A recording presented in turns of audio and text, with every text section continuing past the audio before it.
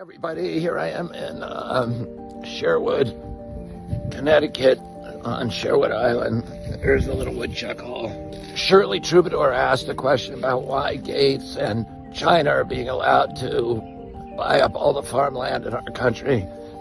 And I'm going to tell you something that I had an experience with.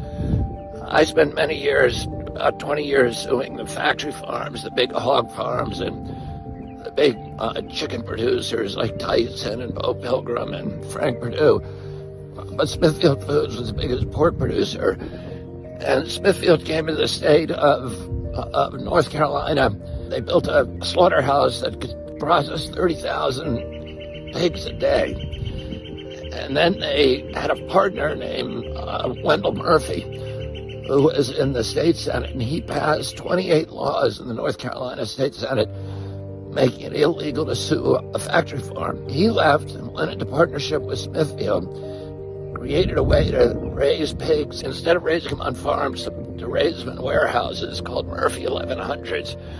And they dropped the price of pork from 60 cents a pound to 2 cents a pound. It put out of business all 28,000 independent hog farmers in the state of North Carolina, and it replaced them with 2,200 factories, all of them either owned by Smithfield or contracted to Smithfield. The only farmers who could stay in business were farmers who signed that contract with Smithfield to mortgage their homes, to put those big hog sheds, the Murphy 1100s, on their property, and then they lose all control. They become serfs on their own land.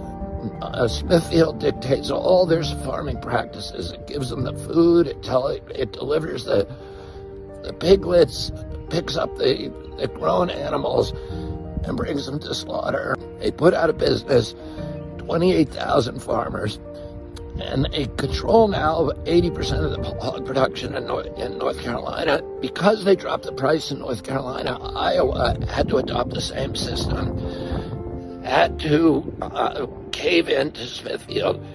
They ended up taking control of 80% of the hog production in our country. Then they sold themselves to China. So now China owns all that hog production in America, and it controls our landscapes. And that's the end of Thomas Jefferson's vision of an American democracy rooted in tens of thousands of independent freeholds, each one owned by family farmers, each with a stake in our system of government. And that's why all of this industrial agriculture not only gives us substandard food, but they're also taking control of our landscapes, and that is a huge threat to American democracy. I hope you guys have a good day. If you like this video and you want to help me become President of the United States, go to Kennedy24.com and donate now.